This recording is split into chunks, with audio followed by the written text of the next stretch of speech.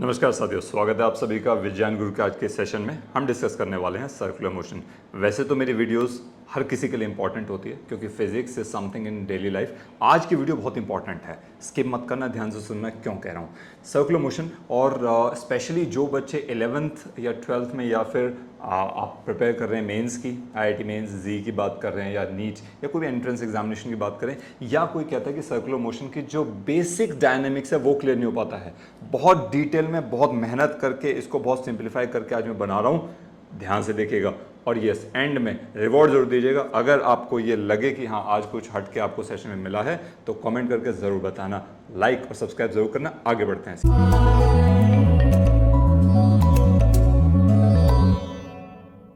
जब particle linear motion यानी कि स्ट्रेट लाइन में होता है तो उसकी कुछ वेरिएबल्स होते हैं जैसे डिस्प्लेसमेंट, वेलोसिटी और एक्सेलरेशन। उसी तरह से जब पार्टिकल रोटेशनल या फिर उससे पहले हम बात करेंगे सर्कुलर मोशन में होता है तब भी उसको कुछ वेरिएबल्स होते हैं, जहां पे हम बात करेंगे, देखिए, जैसे एंगुलर डिस्प्लेसमेंट,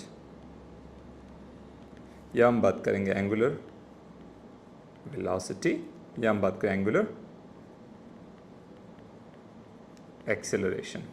यहाँ पर इनका सिंबल होता है थीटा, वेलोसिटी जो होती है उसका सिंबल होता है ओमेगा, एंगुलर वेलोसिटी में बात कर रहा हूँ, और जो एंगुलर एक्सेलरेशन है उसका सिंबल होता है अल्फा। सो इन वेरिएबल्स को पहले डिस्कस करते हैं, ये क्या चीज़ समझते हैं। तो इनको एक डायग्राम के थ्रू मैं समझाता हूँ। देखिए, लेट्स से मैं यहाँ पे इसका चूज़ कर लेता हूँ कलर दूसरा, and let me draw a diagram for you. यहाँ पे हम एक ये सर्कल हमने कंसिडर कर लिया और माना कि जो पार्टिकल है दैट पार्टिकल इज मूविंग, ये सेंटर मान लिया इसका, ठीक है। सो ये let O be the centre of this circle, शायद यहाँ पे होना चाहिए, और ये मान लिया ओ एक्स एक्सिस मान लिया, ठीक है।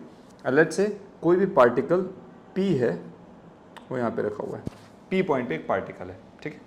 एंड लेट से, और हम क्या मान लेते हैं, O P is the radius, या ओपी को हम एक और चीज़ बोल सकते हैं, that is position vector, right, क्योंकि ये पोजीशन बताने वाला है हमारे किसके रिस्पेक्ट में, ओ को हम ओरिजिन भी मान लेते हैं, ठीक है।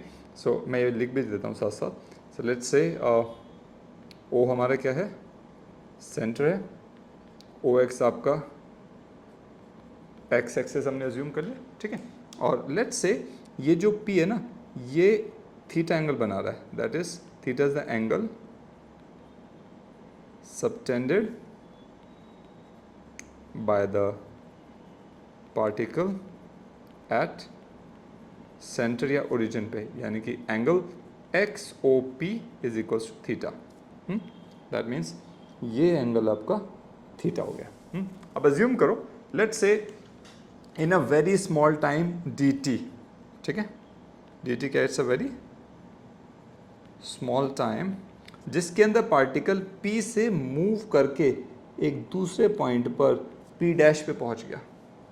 सो अब पार्टिकल की नई पोजीशन P डैश हो जाती है।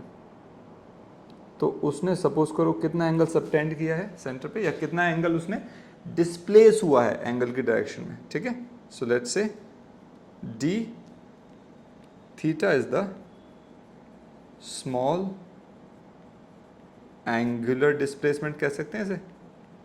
एंगुलर डिस्प्लेसमेंट मतलब कितना एंगल डिस्प्लेस हुआ, ठीक है। Small angular displacement in time dt, ठीक है, in time dt, dt small time में small angular displacement d theta हुआ है। सो नाउ अब यहां से आप क्या कह सकते हैं, देखिए, we can say that rate of change of, यहाँ पे हम क्या बात करें, देखिए, रेट जो भी हम पढ़ते थे दैट वो यूज टू बी व्हाट, हम बोलते थे उसको एंगुलर, से पहले रेट मतलब किसी भी चीज़ को टाइम से डिवाइड करते हैं, ठीक है। तो हम वही बात यहाँ पे कर रहे हैं, rate of change of angular displacement gives you angular velocity, ठीक है ना, ये होता है। सो दैट मीन्स हम क्या करेंगे, अब हम, क्योंकि ये किससे रिप्रेजेंट करे, देखिए, डिस्प्लेसमेंट का जब रेट ऑफ चेंज हम निकालते हैं, मतलब डिस्प्लेसमेंट को टाइम के रिस्पेक्ट में डिफरेंशिएट करते हैं या टाइम से डिवाइड करते हैं तो हमें वेलोसिटी मिलती है। बिल्कुल वैसा ही जब एंगुलर डिस्प्लेसमेंट को हम टाइम से डिवाइड करेंगे तो हमें एंगुलर वेलोसिटी मिल जाएगी। बिल्कुल सेम चीज़ है, कुछ अलग नहीं है इसके अंदर, ठीक है। So let me put it over there. Therefore यहाँ पे हम ये कह सकते हैं, देयरफॉर एंगुलर वेलोसिटी जिसे हमने ओमेगा से रिप्रेजेंट करना है is given by angular displacement divided by small time t, ठीक है। सो ओमेगा हमारा क्या हो जाएगा, this is equals to displacement कितना है डी थीटा, टाइम कितना लगा डी टी।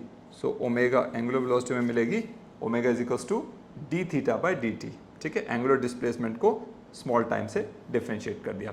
इसी तरह से आपको पता है जैसे rate of change of velocity gives you what acceleration, तो एंगुलर एक्सेलरेशन निकालना तो हम लिखेंगे रेट ऑफ चेंज ऑफ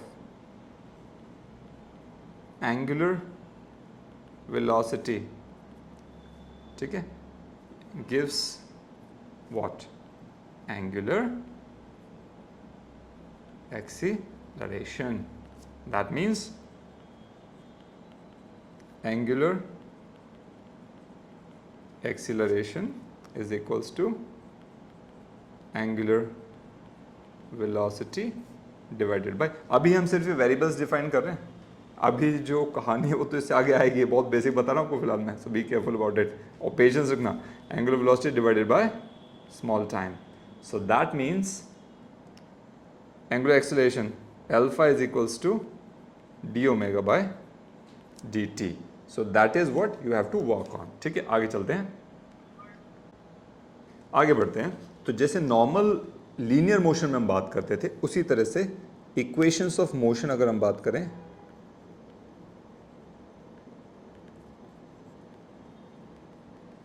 हम बात करेंगे सर्कुलर मोशन में, ठीक है। सर्कुलर मोशन में इक्वेशंस ऑफ मोशन की बात करते हैं। सो दैट मीन्स देखिए नॉर्मल हमारा एक इक्वेशन था v is equals to U plus A T, जहाँ पे फाइनल वेलोसिटी v होती है, इनिशियल वेलोसिटी होता है A acceleration T time. So उसी के समकक्ष दैट मीन्स रिप्रेजेंट कर रहा है symbolically, that is omega 2 is equals to omega 1 plus alpha T, where omega 1 is your initial velocity, omega 2 is final velocity, alpha is angular acceleration, t is time। इसी तरह से s is equals to ut plus half a t square, आपने equation पढ़ा है। Similarly will follow the same. So यहाँ पे हो जाएगा theta is equals to omega 1 T plus half alpha T square. एक नई चीज़ यहाँ पे जो लिखी है, theta is equals to angular displacement and I think yes we are done, ठीक है। यस अच्छा यस ये अब थर्ड इक्वेशन लिख देते हैं, V square is equals to u square plus 2as, that's again gives you omega 2 square final angular velocity square is equals to initial angular velocity square omega 1 square plus 2as angular acceleration and theta। तो अब हम circular motion में ये वाले variables को use करेंगे जो मैंने आपको भी बताया था कि एंगुलर डिस्प्लेसमेंट क्या है, एंगुलर वेलोसिटी क्या है, कैसे निकालेंगे, और एंगुलर एक्सेलरेशन क्या है। इन चीज़ों को हम इसको यूज़ करने वाले हैं, ठीक है। जो हमने ये डायग्राम में आपको शो किया यहाँ पे, that's what we are going to work on, ठीक है। यहाँ तक आई होप आपको ये बेसिक चीज़ें क्लियर हो गई होंगे। नाउ अब एक काम करो, इसको एक काम करते हैं, ये डायग्राम में देखिए, ये पी डैश है ना, जो मैं लेज़र से इसको शो करने का प्रयास करता हूँ, ये यहाँ से लेज़र चेंज करते हैं, दिस वन, ठीक है, रेड है ना, ब्लू बनाता हूँ। ये वाला पी डैश है और ये जो रेडियस है, तो पहले तो इसको यहाँ पे मार्क कर देते हैं कि दिस इज़ रेडियस आर, है ना, पोजीशन वेक्टर रेडियस एक ही बात है, ठीक है। नाउ अब देखिए, तो ये आप पहले पढ़ चुके हैं इसके बारे में थोड़ा सा। अगर ये थीटा है, ये रेडियस है और ये एक आर्क है, ठीक है। अज्यूम कर लो यहाँ पर, यहाँ से यहाँ तक हमने L is the length of the arc, हम इसको कंसिडर कर रहे हैं, ठीक है। नाउ यहाँ से आगे जब हम बढ़ेंगे तो एक फॉर्मूला आप पहले पढ़ चुके हैं, and that is equals to, ये पढ़ा था ना आपने, angle is equals to length of arc divided by radius, जिसको सिंबॉलिकली आप रिप्रेजेंट करते थे इस तरह से, theta is equals to L by R, है ना। तो यही वो वैल्यू मैं यहाँ पे लिखता हूँ। तो देखिए यहाँ पे एंगल कितना सबटेंड हुआ है, मैं बात कर रहा हूँ in the section OPP dash, ठीक है, इन सेक्शन OPP डैश की मैं बात करूँ, ट्रायंगल नहीं कहूँगा, जस्ट सेक्शन, जस्ट आपको समझाने के लिए लिख रहा हूँ मैं, don't get into any symbolical representation over there. Now इसके अंदर देखिए OPP डैश की मैं जो बात कर रहा हूँ, इसके अंदर, इस सेक्शन के अंदर जो थीटा है, कितना एंगल चेंज हुआ है, d थीटा। सो एंगल मेरा क्या हो जाएगा, d theta is equals to length of arc, arc की जो लेंथ है L जो मैंने ज्यूम किया, ठीक है, इसको मान लेता हूँ let's say ds small displacement, ठीक है, ds divided by radius r था, यहाँ पे देखिए ds क्या है, स्मॉल लीनियर डिस्टेंस, ये लेंथ ऑफ आर्क मान लीजिए, ठीक है। ये लगभग स्ट्रेट लाइन की तरह हम इसको ज्यूम करके चल रहे हैं, आर्क है यहाँ पे, ध्यान रखना। सो यहाँ से देखिए ds is equals to r d theta कह सकते हैं, r को इधर लेके d थीटा से मल्टीप्लाई कर दिया। Now divide both sides by small time dt, so this becomes what, ds bye dt is equals to r d theta by dt। अब ds bye dt differentiation of s जो small distance है, उसको अगर time से differentiate करेंगे, this gives you v, where v is your velocity, है ना। और यहाँ पे जो हम वेलोसिटी की बात करें, दिस इज एक्चुअली स्पीड, मैं स्पीड बोल रहा हूँ, तो वेलोसिटी ना लिख करके मैं यहाँ पे खाली फिलहाल स्पीड की बात कर रहा हूँ, लीनियर स्पीड की बात।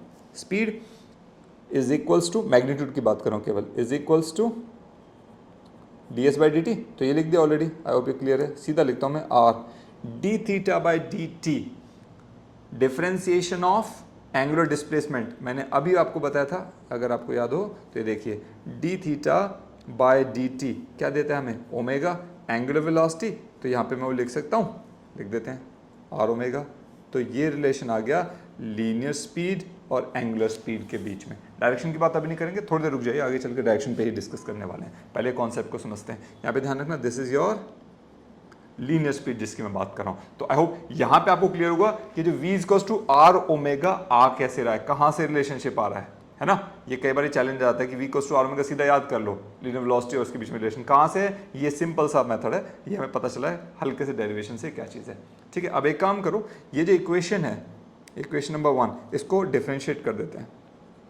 सो let's say differentiate v equals to r omega with respect to time. This becomes d by dt of v is equals to d by dt of r omega. It implies, देखिए r radius change नहीं हो रहा है, d by dt of omega. Now d by dt of v linear speed gives you acceleration, और ये acceleration कौन सा होगा, ये t, ये होगा टेंजेंशियल, टेंजेंशियल एक्सीलरेशन की मैं बात कर रहा हूँ, gives you r into alpha. So a t is equals to r alpha, ये हम याद रखेंगे। ये टेंजेंशियल क्यों लिखा मैं आपको बता दूँ, देखिए डायग्राम में अगर आप देखें, लेजर समझाता हूँ, ये जो हर पॉइंट पे जो वेलोसिटी होती है वो उस पर एक टेंजेंट ड्रॉ करते हैं, तो वेलोसिटी इस डायरेक्शन में, तो एक्सीलरेशन भी वेलोसिटी किस डायरेक्शन, देखिए किसी पॉइंट पे वेलोसिटी क्या होगी, उस पॉइंट पे एक टेंजेंट ड्रॉ करो, इस पॉइंट पे वेलोसिटी क्या होगी, इस पॉइंट पे एक टेंजेंट ड्रॉ कर दो टू द सर्कल, जिस पाथ में वो मूव कर रहा है, इस पॉइंट पे क्या होगी, टेंजेंट ड्रॉ कर दो। तो ये सारी वेलोसिटीज़ की डायरेक्शन मिल रही है, तो एक्सीलरेशन भी वेलोसिटी की डायरेक्शन में हो रहा होगा, तो ये जो एक्सीलरेशन ये सारा कैसा है, टेंजेंशियल एक्सीलरेशन है। इसको फिलहाल सिंबॉलिकली आप ऐसे समझिए, बस अगले ही टॉपिक के अंदर इसको पूरी डिटेल में समझाने वाला हूं, ठीक है। अब ये मैंने आपको बोला कि ये क्या है, ये अकेला एक्सीलरेशन नहीं है, ठीक है। ध्यान रखना एक और चीज, केवल यही एक्सीलरेशन नहीं हो रहा अभी और भी इसके अंदर एक और एक्सीलरेशन हो रहा है, उसी की कवायद सारी देखिए, वहां पे मेन कॉन्सेप्ट है जो आपको समझने में मजा आएगा, जिसके लिए मैंने ये सेशन बनाने का आज सोचा कि सेशन बनाता हूं। और ये ध्यान रखना, ये लिख देता हूं मैं, चलिए यहाँ पे ए टी क्या है, this is the rate of change of speed, linear speed है, ठीक है। ध्यान रखना, इट इज नॉट वेलोसिटी, मैंने वेलोसिटी नहीं लिखा है, लीनियर स्पीड लिखा है, ये नोट है, डेरिवेशन मत लिखना, इसको सिर्फ समझाने के लिए, ठीक है। एंड ध्यान रखना, AT is not only acceleration, ये दूसरा नोट याद रखिएगा, ठीक है। ये दो चीजें, अभी और कहानी बाकी है कि एक्सीलरेशन और क्या होगा, ठीक है। अब उसके लिए हम बात करते हैं, देखिए। सो अगेन लेट्स कंसीडर, ये पार्टिकल है इस सर्कुलर मोशन में, इस सर्कुलर पाथ में मूव कर रहा है, और इसको थोड़ा सा मैं यहाँ पर रख देता हूँ, let me show you in detail how it goes, ठीक है जी। ऑलराइट, और अज्यूम कर लो ये रहा हमारा वही सेंटर O, तो यहाँ से हम एक्सिस ड्रॉ कर लेते हैं, let's say this will be our x axis along OX and this will be our y axis along OY, ठीक है। तो यहाँ पे हम कंसिडर करते हैं एक पॉइंट P, ये रहा वो हमारा पॉइंट, और P पॉइंट के लिए इसका पोजीशन वेक्टर R से रिप्रेजेंट कर दिया हमने, देयर यू गो, ठीक है। This is the position vector of point P, और अज्यूम कर लो theta is the angle that position vector makes with X axis, यहाँ तक हम पहुँच गए, ठीक। नाउ अब एक काम करते हैं, लेट्स ड्रॉ, मैं मार्कर चेंज कर देता हूँ यहाँ समझने के लिए, कि एक यूनिट वेक्टर कंसिडर करेंगे हम, ये बोला, ठीक है। थोड़ा सा student, let's say this the unit vector, I hope straight line बन जाएगा ये, यस, ठीक है। ये इसको नाम दे PS पॉइंट देते हैं इसको, ठीक है। सो यूनिट वेक्टर हमने क्या कंसिडर किया, सो मैं यहाँ पे लिखना शुरू करता हूँ। वेक्टर PS क्या हमारा, इट्स अ यूनिट वेक्टर, मतलब इसका मैग्नीट्यूड 1 है, इसको डायरेक्शन के ले रहे हैं, is the unit vector along radius outwards, बाहर की तरफ यूनिट वेक्टर है। एंड इसी के साथ हम एक और यूनिट वेक्टर कंसीडर करेंगे जो इसके परपेंडिकुलर हो, समवेयर ओवर हियर, तो आई होप लग रहा है perpendicular, let's say do it like that, tangentially PST मान लो, ठीक है। सो PT एक और यूनिट वेक्टर है, unit vector, and that will be along the tangent PT, ठीक है जी। ये along PS हो जाएगा, ये along PT हो जाएगा, वेक्टर PT, ठीक है जी। यूनिट वेक्टर मतलब इसका मैग्नीट्यूड 1 है, ये ध्यान रखना। अब एक काम करते हैं, यहाँ पर हम x और y के पैरेलल एक और कार्टेशियन कोऑर्डिनेट सिस्टम हम अज्यूम कर लेते हैं, तो मैं इसके लिए एक काम करता हूँ, थोड़ा स्केल यूज़ करना पड़ेगा, विल डू दैट। और यहाँ पर जा कर के x के पैरेलल एक एक्सिस मैं बताता हूँ, लाइक दिस, ये एक एक्सिस, x एक्सिस के पैरेलल हम बनाएंगे यहाँ पे, इसको नाम दे देंगे x डैश, और इसी तरह से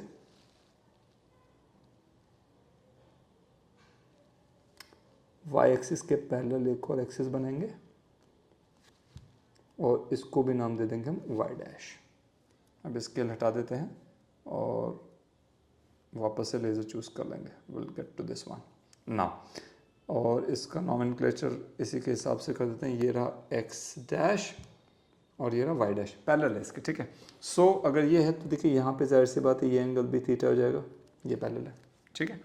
नाउ अब हम करने वाले हैं PS वेक्टर जो यूनिट वेक्टर हमने लिया और PT यूनिट वेक्टर, इन दोनों को रिजॉल्व करने वाले हैं। अच्छा उससे पहले ये x एक्सिस है, तो इस डायरेक्शन में अगर मैं जाऊँ जस्ट इसके ऑपोजिट, तो एक काम करते स्केल फिर से यूज़ करना पड़ेगा, ये अगर इसके ऑपोजिट हम यहाँ पे चले जाएंगे ना, तो ये क्या हो जाएगा, this will become my negative x axis, है ना, एक्स डैश नेगेटिव वाला हो जाएगा इस डायरेक्शन में, ठीक है। और इसको हटा देते हैं स्केल को भी, and we don't need it anymore. So now coming back to this one, अब यहाँ पे देखिए मैं वेक्टर पी एस को रिजॉल्व करूँगा, ठीक है। सो रिजॉल्व करेंगे, so how will it work, ये हमें कुछ इस तरह से दिखाई देने वाला है। यहाँ पे तो हो जाएगा ये, this will be my,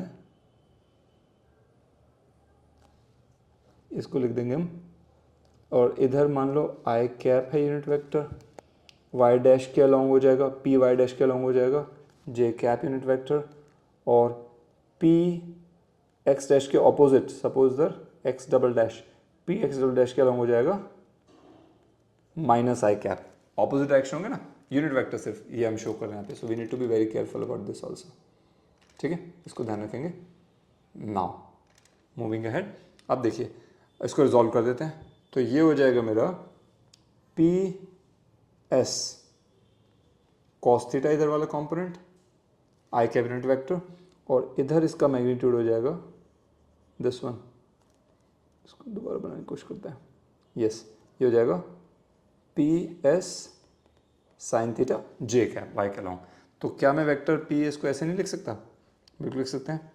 vector P s can be written as p s into cos theta I cap plus p s into sine theta J cap. So vector P s को हमने इस फॉर्म में resolve कर दिया। अच्छा, अब देखिए जो वेक्टर पी एस है उसका मैग्नीट्यूड पी एस वो 1 है, क्योंकि यूनिट वेक्टर, तो यहाँ पे हम 1 पुट कर दें। सो this becomes cos theta I cap plus sine theta J cap, ये वेक्टर पी एस की वैल्यू होगी। इसको इक्वेशन नंबर 1 एज्यूम कर लेते हैं, ठीक है। इसी तरह से अब हम क्या करेंगे, अभी जो दूसरा पार्ट है पी टी, इसको रिजॉल्व करने की कोशिश करेंगे। तो ये थीटा है तो ये भी थीटा होगा, मैंने मार्कर का कलर चेंज कर दिया, ऑरेंज कर दिया इस केस में, ठीक है। नाउ यहाँ पर रिजॉल्व कर दिया हमने, अब अज्यूम कर लीजिए ये हो जाएगा पी टी कॉस थीटा जे कैप हो जाएगा इस केस में, ठीक है। मैं यहाँ पे लिख रहा हूँ इसको, वेक्टर पी टी को रिजॉल्व करेंगे, so this becomes P T cos theta J cap, और दूसरा कॉम्पोनेंट देखिए ये इधर आ जाएगा, एक सेकंड मार्कर चेंज कर देते हैं। सो सेकंड कॉम्पोनेंट जो हमारा रहेगा that will be over here, ये हो जाएगा पी टी साइन थीटा, और एक किस डायरेक्शन में, एक्स एक्सिस के अलॉन्ग, लेकिन नेगेटिव में तो माइनस आई कैप लिखेंगे यहाँ पे, ये चीज़ ध्यान रखने वाली है।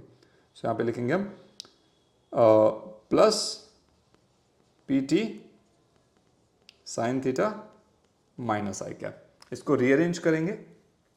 सो और इसमें भी हम ध्यान रखेंगे पी टी वैक्टर जो है उसका मैग्नीट्यूड, यानी कि पी टी जिसे हम लिख रहे हैं उसकी वैल्यू 1 है, यूनिट वैक्टर क्योंकि, तो इसको 1 से रिप्लेस कर देंगे, हो जाएगा कॉस थीटा जे कैप, और ये माइनस आई से बाहर आ जाएगा, माइनस साइन थीटा आई कैप, ठीक है। तो इसको रीअरेंज करेंगे, माइनस साइन थीटा आई कैप प्लस कॉस थीटा जे कैप, ये हो गया वेक्टर पी टी, इसको इक्वेशन नंबर 2 हम नाम दे देंगे, ठीक है। अब देखिए पोजीशन वेक्टर जो है पार्टिकल पी का, ये देखिए ये जो पोजीशन वेक्टर है, ठीक है।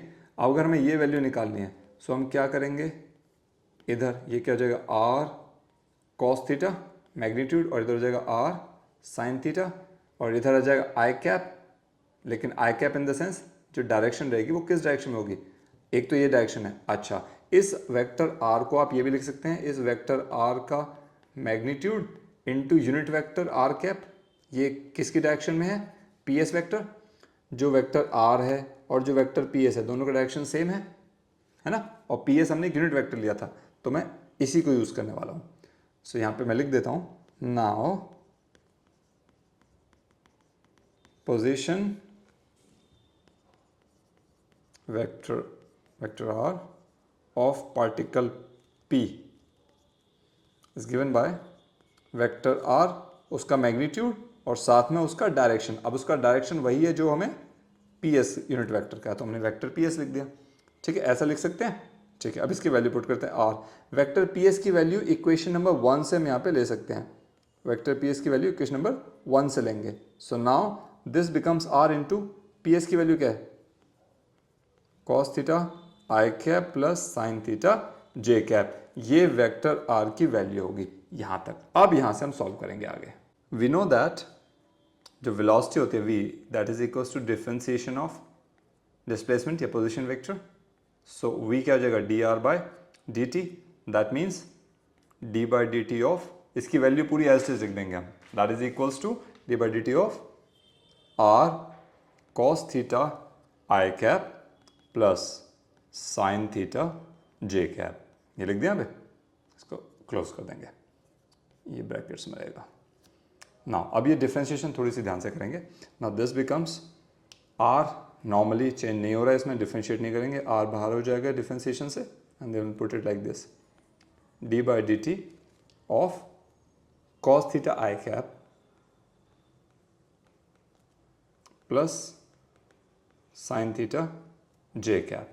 इसका डिफरेंशिएशन करेंगे तो अलग अलग इनको ब्रेक कर देंगे हम. So this becomes r cos theta का अच्छा आई कैप भी अगेन यहाँ से बाहर आ जाएगा, ठीक है. So this becomes i cap into d by D t of cos theta बचेगा इसमें plus J cap into t by D t of sine theta. This becomes equal to r i cap. Cos theta का differentiation होता है minus sine theta into d by D t of theta plus J cap sine theta का होता है cos theta differentiation होता है into d by D t of theta. अब देखिए हमें पता है D theta by D t angular displacement का डिफरेंशिएशन देता है हमेशा angular velocity omega. So r i cap minus sine theta, इसकी वैल्यू ओमेगा प्लस जे कैप कॉस थीटा, इसकी वैल्यू अगेन ओमेगा. अब देखिए दोनों जगह से ओमेगा बाहर आ जाएगा कॉमन.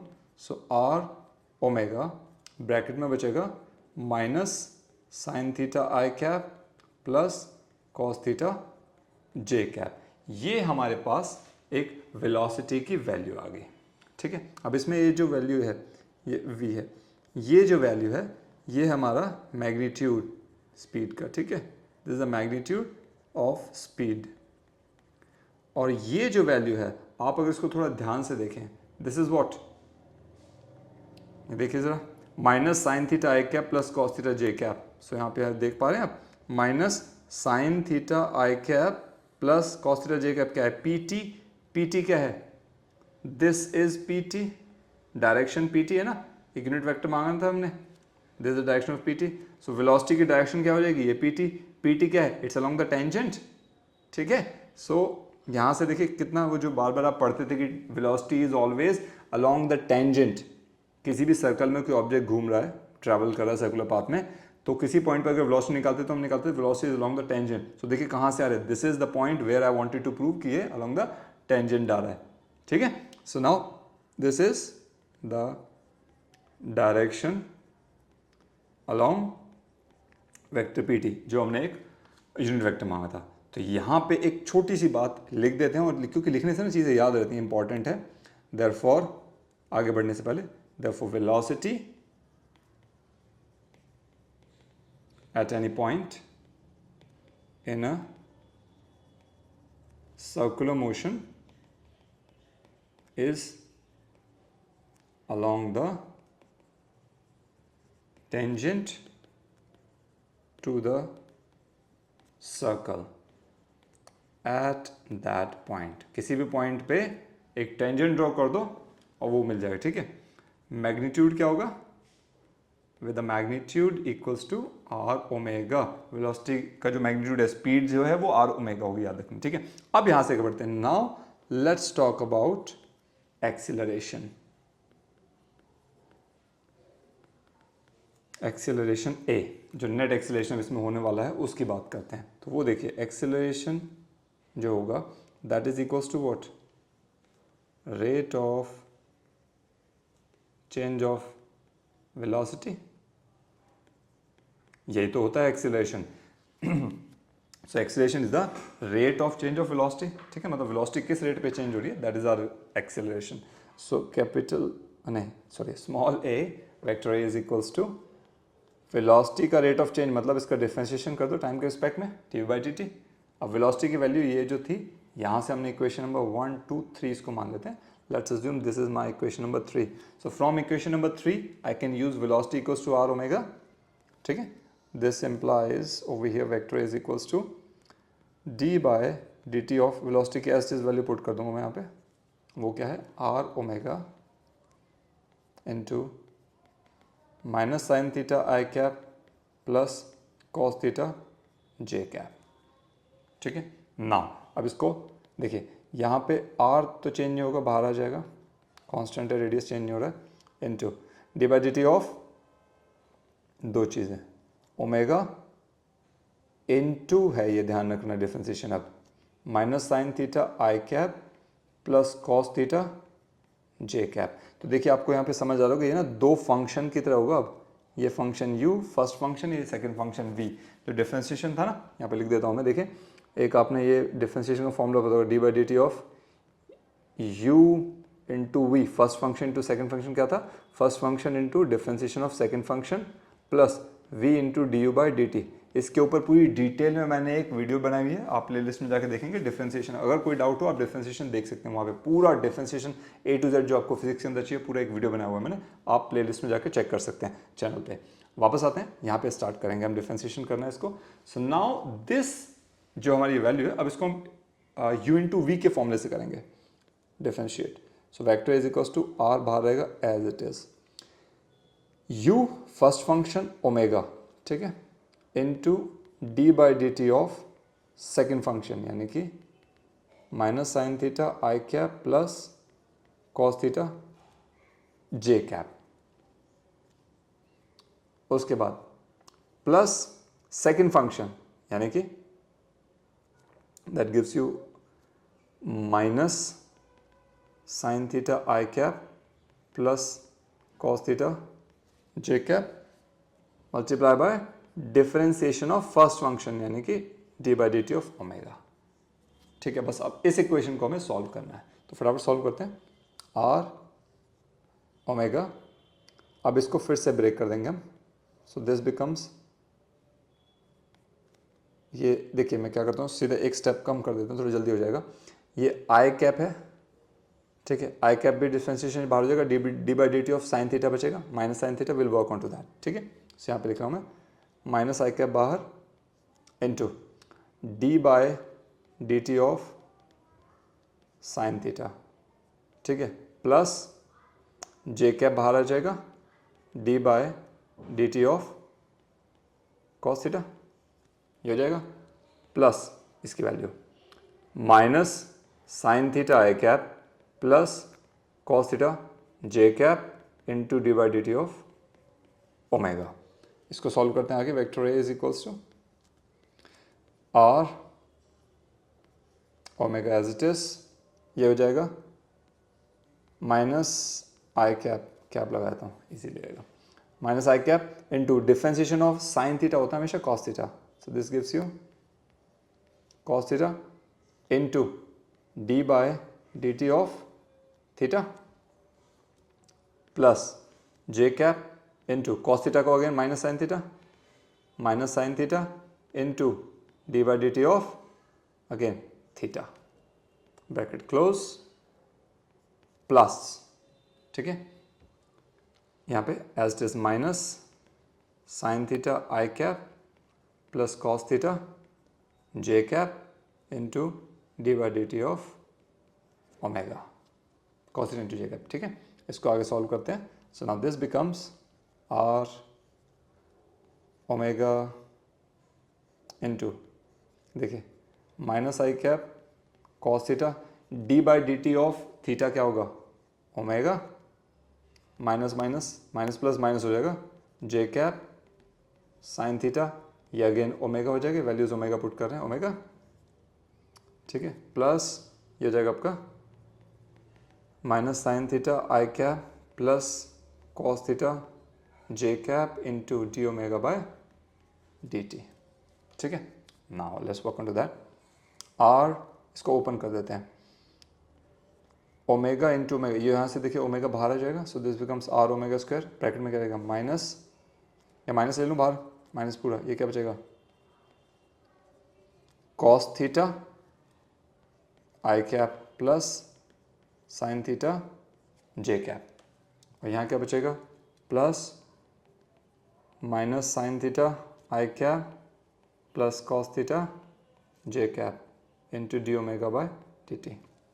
ठीक है, अब क्या करेंगे, इसको ब्रैकेट को ओपन कर देंगे आर के साथ, सो हो जाएगा माइनस आर ओमेगा स्क्वायर, और यहाँ पे बचेगा, थोड़ा सा रीअरेंज कर देते हैं, so this becomes cos theta I cap plus sine theta J cap, और यहाँ पे हम लेंगे प्लस में आर इंटू ये D omega by D t, ऐसे लिख देंगे d omega by D t, और ब्रैकेट में बचेगा माइनस साइन थीटा आई कैप प्लस कॉस थीटा जे कैप। अरे नाउ इसको आगे सॉल्व करेंगे, so this becomes minus are omega square, देखिए ये वैल्यू और ये वैल्यू थोड़ा सा दिखाता हूँ, कॉस थीटा आई कैप प्लस साइन थीटा जे कैप, आप यहाँ पे चलिए ज़रा मेरे साथ, look at this, cos theta I cap plus sine theta J cap क्या था, vector P S, vector P S, correct. अच्छा, तो ये था वैल्यू वेक्टर पी एस, अगर इसके आगे माइनस लगा दूं तो वो वेक्टर पी एस के ऑपोजिट डायरेक्शन में हो जाएगा, अलोंग पी टू ओ, मतलब अलोंग द रेडियस, मतलब टुवर्ड्स द सेंटर। तो देखिए क्या होगा,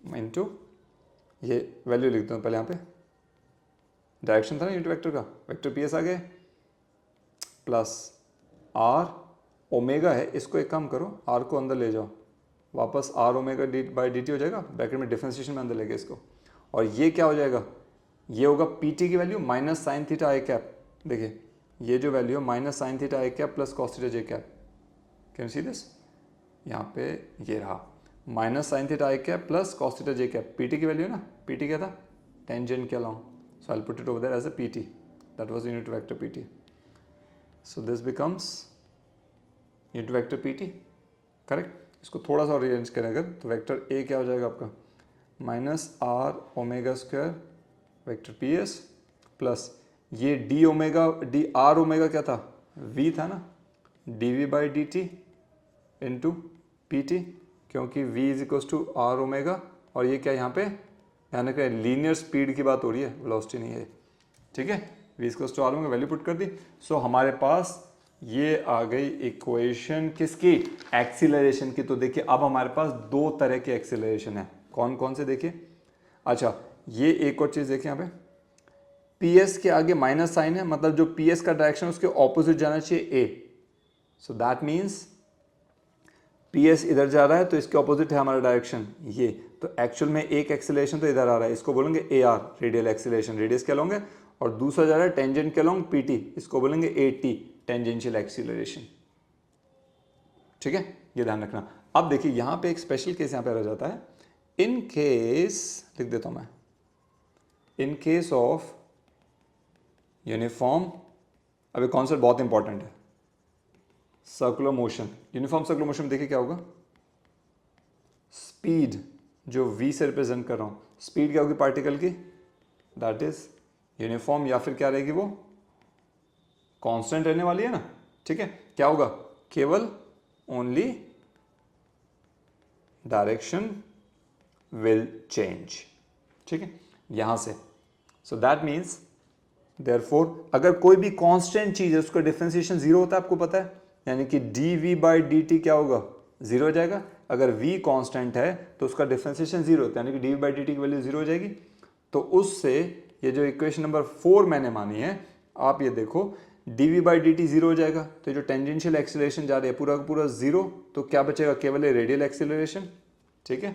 तो यहाँ पे क्या रहेंगे, देयरफॉर वेक्टर ए क्या बचेगा हमारा, देखिए पूरा जीरो हो जाएगा, बचेगा क्या, केवल minus are omega square p s, ठीक है।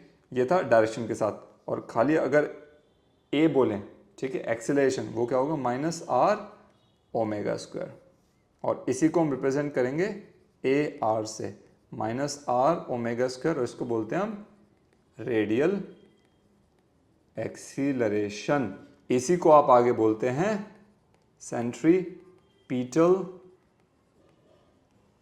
एक्सीलरेशन। आई होप अब आपको समझ आएगा वो जो सेंट्रीपिटल एक्सीलरेशन हम बात करते रहते हैं वो कहाँ से आता है, रेडियल एक्सीलरेशन कहाँ से आता है। ठीक है, वो होता है, ये माइनस तो केवल डायरेक्शन शो कर रहा है, so a r radial acceleration क्या हो जाएगा, r omega square, minus sign direction show कर रहा है, ध्यान रखना।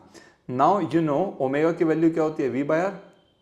क्यों, देखो v is equals to omega r होता है ना, तो यहाँ से ओमेगा की वैल्यू क्या जाएगी, वी बाय आर, इसमें पुट कर दें वैल्यू, ओमेगा की वैल्यू वी बाय आर का whole square, so this becomes v square by r, square से कट जाएगा। सो रेडियल एक्सीलरेशन क्या होता है, हमेशा ध्यान रखना, वी स्क्वायर बाय आर, इसी को हम बोलते हैं सेंट्रीपिटल एक्सीलरेशन। ठीक है जी, तो अब यहां पे आपको क्लियर हो गया ये है सेंट्रीपिटल एक्सीलरेशन। इन केस, ये तो था यूनिफॉर्म मोशन, जब यूनिफॉर्म स्पीड थी, स्पीड चेंज नहीं हो रही। सेकंड केस लेते हैं, इन case of non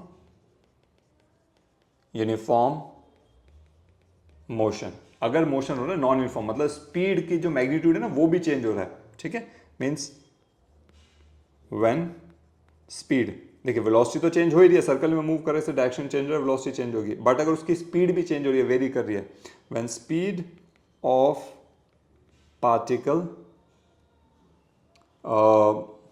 is not constant, ऐसे लिख देते हैं,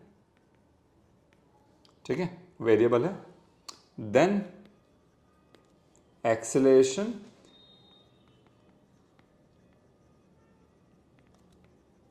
will have both components। ठीक है जी, कौन से components, देखो मैं दिखाता हूँ आपको, ये रहे वो components हमारे। सो यहाँ पे लेज़र से शो करता हूँ आपको, देखो हमारा एक्सेलरेशन ये रहा, एक कंपोनेंट है रेडियस के लॉन्ग आएगा, सेंटीपिटल एक्सेलरेशन ए आर जो मैंने बात की, पी एस के ऑपोजिट था ना इधर, और दूसरा जाएगा इसके टेंजेंट के, तो हमारे दो एक्सेलरेशन क्या हो गए, एक तो रेडियस की तरफ जाएगा और एक टेंजेंशियली, ये और ये दोनों, तो नेट एक्सेलरेशन क्या बनेगा, इन दोनों का रिजल्टेंट यहाँ पे कहीं पे, वो मैं भी डायग्राम में शो करता हूँ। ठीक है, ये कब होगा, जब ऑब्जेक्ट का मोशन यूनिफॉर्म मोशन ना हो, यूनिफॉर्म सर्कुलर मोशन ना हो, इस पर ध्यान देना। ठीक है, दोनों होंगे, दोनों कॉम्पोनेंट होंगे, मीन्स कॉम्पोनेंट लिख देते हैं,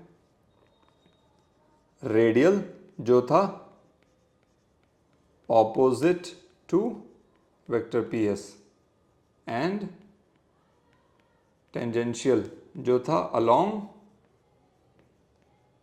वेक्टर पी टी। ठीक है, देयरफॉर जो हमारा एक्सीलरेशन होगा ए आर, रेडियल एक्सीलरेशन क्या था हमारा, आर ओमेगा स्क्वायर था, माइनस आर ओमेगा स्क्वायर, तो क्या हो जाएगा, minus v square by r, अभी निकालेंगे ना, वी स्क्वायर बाय आर। ठीक है, अच्छा जो एक्सीलरेशन टेंजेंट के अलॉन्ग हुआ था ए टी, ठीक है, इसको स्मॉल आर मान लेते हैं, स्मॉल टी मान लेते हैं, ऊपर स्मॉल आर लिया ना यहाँ पे, दस है। सो एक्सीलरेशन ये टेंजेंट, ये क्या लिख देता हूँ यहाँ पे, ये है हमारा रेडियल एक्सीलरेशन, और यहाँ पे हो जाएगा हमारा टेंजेंशियल एक्सीलरेशन, इसकी वैल्यू हो जाएगी d we by D T. ठीक है, देयरफॉर ये यहाँ से वैल्यू निकलना, देखो ये रहा रेडियल एक्सीलरेशन, ये तो डायरेक्शन इनटू वेक्टर, और ये रहा टेंजेंशियल एक्सीलरेशन, ये उसका डायरेक्शन है, तो रेडियल वेक्टर ये रहा रेडियल एक्सीलरेशन, और tangential acceleration D we by D T, इन्हीं वैल्यूज़ को मैं यहाँ पे पुट कर रहा हूँ। ठीक है, तो अब देखो मैं आपको इसको एक डायग्राम से समझाता हूँ, ये रहा वही सारा वही डायग्राम है एज दिस। सो जब पार्टिकल ये रहा सेंटर यहाँ पे, ये पार्टिकल पी था, तो जब पार्टिकल यहाँ पे मूव कर रहा है, एक तो उसका डायरेक्शन है यहाँ पे एक्सीलरेशन का हमारा, मैं इसको दूसरे पेन से ड्रॉ कर देता हूँ, लेट्स यूज दिस वन, एक डायरेक्शन तो उसका ए रहा, पी एस के ऑपोजिट था, रेडियल एक्सीलरेशन ए आर मान लिया, और दूसरा एक्सीलरेशन हमारा इसका टेंजेंट के अलॉन्ग जा रहा है, so that will be over here A T मान लिया। ठीक है, इन दोनों का नेट रिजल्टेंट कहाँ मिलेगा हमें, तो हम क्या करेंगे, कुछ इस तरह से इसको परपेंडिकुलर ड्रॉप करेंगे, थोड़ा सा बेटर बनाने के लिए हटाना पड़ेगा,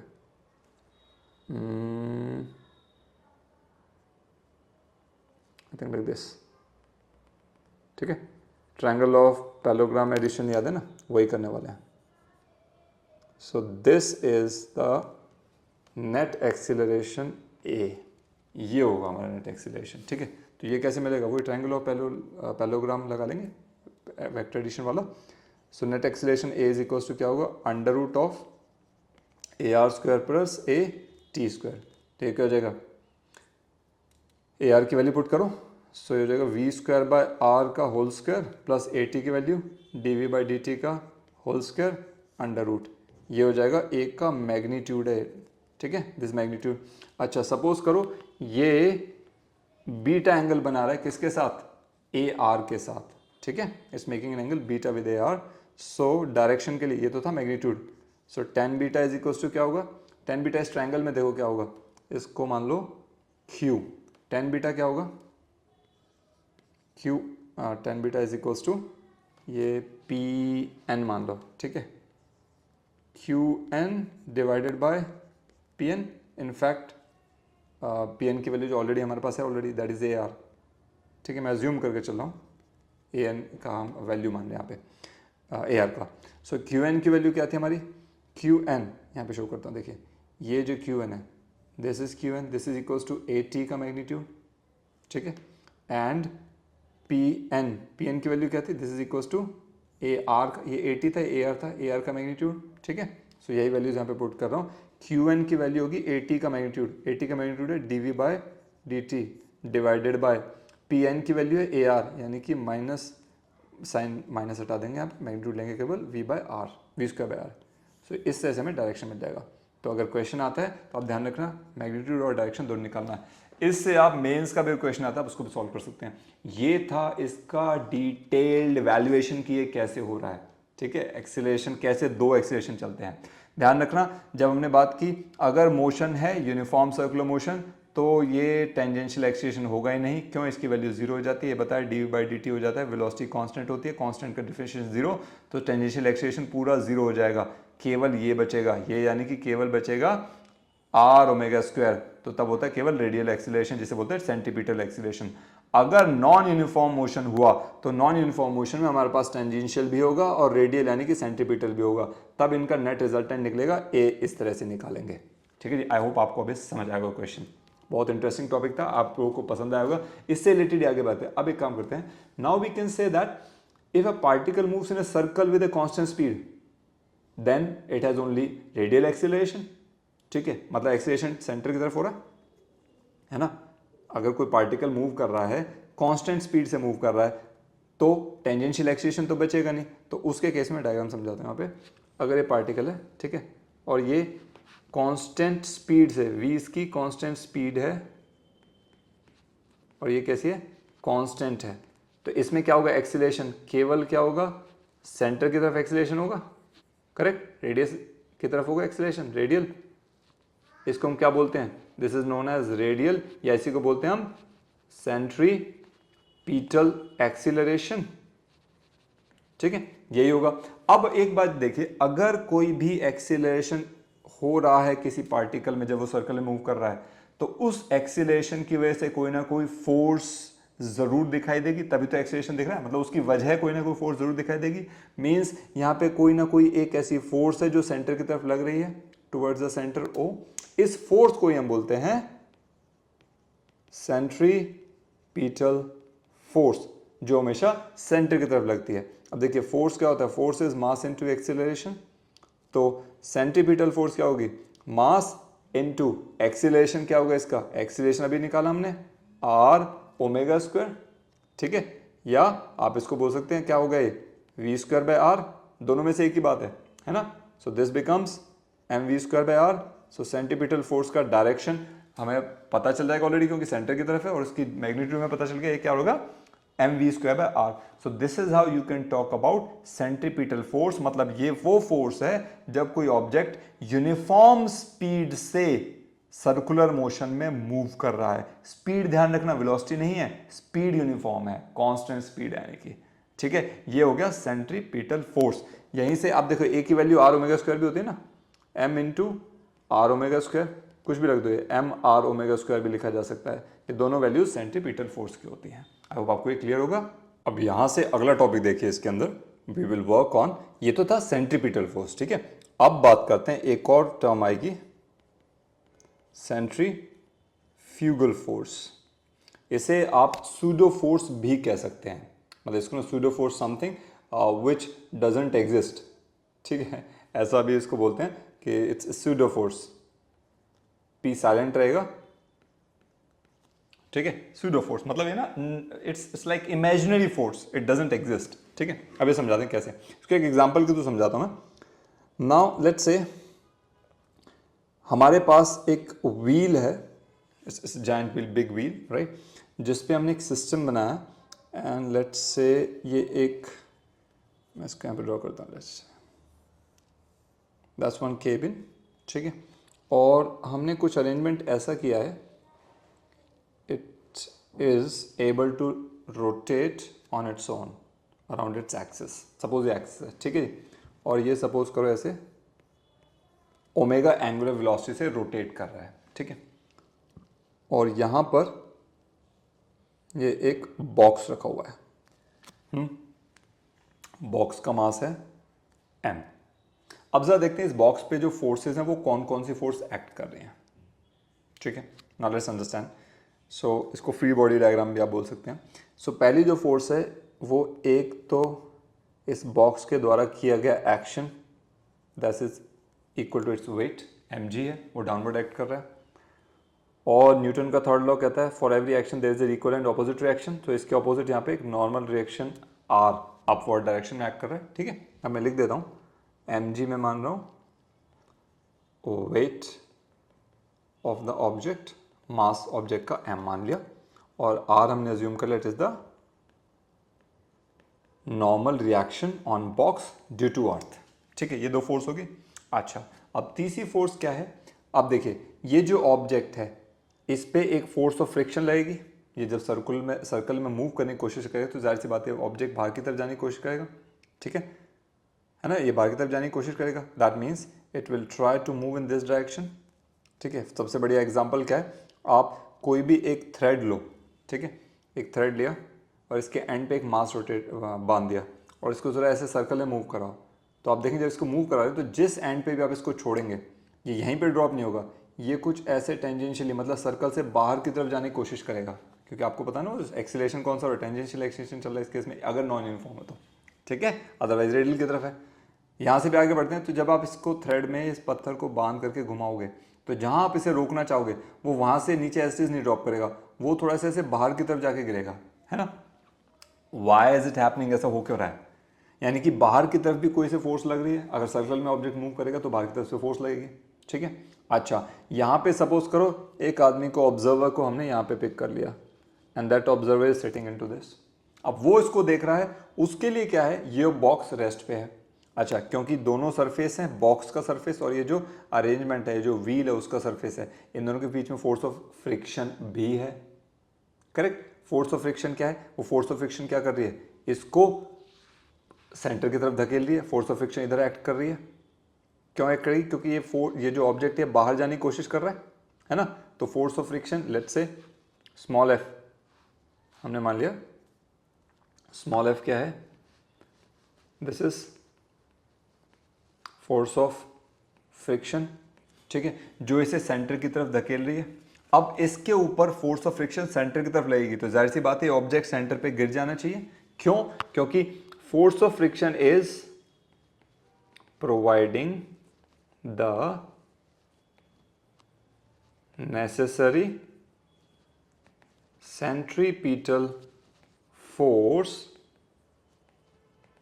required by an object to move in a circle, ये इंपॉर्टेंट था यहाँ पे इसलिए मैंने इसको लिखा।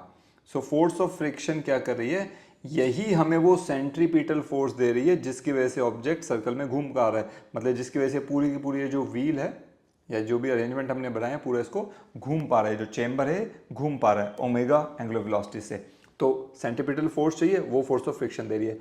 तो ये तो ऑब्जेक्ट आकर के सीधे यहाँ पे एक्सिस पे अंदर की तरफ गिरना चाहिए, यहाँ पे इधर जाना चाहिए, लेकिन ये ऑब्जेक्ट रेस्ट पे, इस आदमी को दिख रहा है रेस्ट पे, इसका मतलब क्या है, तो कोई ना कोई फोर्स है जो इस फोर्स ऑफ फ्रिक्शन को भी बैलेंस कर रही है इन द आउटवर्ड डायरेक्शन, है ना। इस आउटवर्ड डायरेक्शन को ही हम बोलते हैं सेंट्रीफ्यूगल फोर्स, ये जो आउटवर्ड डायरेक्शन में फोर्स है उसी को बोलते हैं centrifugal force, which is equal and opposite of centripetal force. इसके इक्वल और ऑपोजिट होगी तभी तो बैलेंस कर पाएगी, तो इसकी वैल्यू भी mr⍵² ही होती है सेंट्रीफ्यूगल फोर्स की। ठीक है, डायरेक्शन ऑपोजिट रहेगा वो आप माइनस वहां पे लगा सकते हैं। तो ये वो सूडो फोर्स है, मतलब हमने अज्यूम कर लिया कि इस फोर्स की वजह से ऑब्जेक्ट सेंटर पे आकर के नहीं गिर रहा है, there is something which is constantly pulling it outside. तो चलिए इसमें नेक्स्ट टॉपिक हम करने वाले हैं, that is how to round a level curved road. How to round a level curved road. मतलब क्या है? लेवल मतलब सीधी सीधी प्लेन है, मतलब उभरी हुई नहीं है। तो अज्यूम कीजिए, मैं यहाँ पे डायग्राम से आपको शो करता हूँ। कर्व बन पाएगा क्या? कोशिश करते हैं। बन गया। एक घेरा इसी को डुप्लीकेट कर देते हैं और ये हो गई हमारी रोड। ठीक है, राइट। डायग्राम फिजिक्स के अंदर बहुत इंपॉर्टेंट होते हैं। सो जब भी आप ट्राई करें क्वेश्चंस करना फिजिक्स में, make sure that you are drawing a neat and clean diagram. At least आप समझा ये लेवल रोड है, मतलब ये कई बार क्या होता है ना, देखिए क्या होता है कि हम रोड को इधर से उठा देते हैं, उसको बैंकिंग बोलते हैं। अगला टॉपिक वो भी हम करेंगे इसमें, लेकिन वो क्यों जरूरी है पढ़ेंगे। अब सपोज ये लेवल रोड है, अब इस पे कोई गाड़ी आ रही है, वो ऐसे चल के आ रही है, ठीक है, तो वो कैसे कर्व लेगी? नॉर्मली क्या होता है, अगर कोई कार, लेट्स से अज्यूम कीजिए ये रहा, मैं यहाँ पे बना देता हूँ इसको। Let's say you have a bike, car, scooter, whatever vehicle, even cycle, ठीक है, आपके पास ये है। तो इसकी जो टेंडेंसी होगी, सो सपोज का जो इसका टायर होगा, ठीक है, कार का, उस टायर की टेंडेंसी होगी कि वो कर्व पाथ को छोड़ करके स्ट्रेट लाइन को फॉलो करे, है ना। ये उसकी टेंडेंसी होगी तो सीधा जाना चाहेगा, ठीक है। लेकिन अब उसको कर्व में मूव करवाना है तो कोई चीज़ है जो इसको अंदर की तरफ खींचेगी, हमें चाहिए। क्यों? क्योंकि we need a force for an object to complete a circular motion. किसी भी ऑब्जेक्ट का सर्कल में मूव करने के लिए हमें एक सेंट्रीपिटल फोर्स चाहिए, ठीक है। तभी अगर ऑब्जेक्ट पे सेंट्रीपिटल फोर्स, सेंटर की तरफ फोर्स लगेगी तो वो ऑब्जेक्ट सर्कल में मूव करेगा। अगर ये फोर्स नहीं होगी तो ये सीधा चला जाएगा, सर्कल में रहेगा नहीं, रोड से बाहर, यहाँ पे कहीं पे इसका क्रैश हो जाएगा, ठीक है। तो पहली बात, हमें एक सेंटर की तरफ फोर्स चाहिए ताकि ऑब्जेक्ट कॉन्स्टेंटली इस पे लगती रहे सेंटर की तरफ फोर्स, और ये कॉन्स्टेंटली सर्कल में मूव कर सके। अब ये जो सेंटर की तरफ फोर्स है, जिसे बोलते हैं सेंट्रीपिटल फोर्स, ये मिलेगी कहां से? तो यहां पर इसके जो टायर होंगे और जो रोड है, इन दोनों के बीच में जो फोर्स ऑफ फ्रिक्शन लगने वाला है, सो मैं यहां पे लिख देता हूं, that is force of friction. ये फोर्स ऑफ फ्रिक्शन ही हमें नेसेसरी सेंट्रीपिटल फोर्स देने वाली है। और इस ऑब्जेक्ट पे और कौन कौन सी फोर्सेस जरा देखिए। एक तो इसका अपना वेट mg डाउनवर्ड, और इसकी वजह से लगने वाला ऊपर नॉर्मल रिएक्शन अर्थ की वजह से जो इस व्हीकल पे लग रहा है r, ठीक है।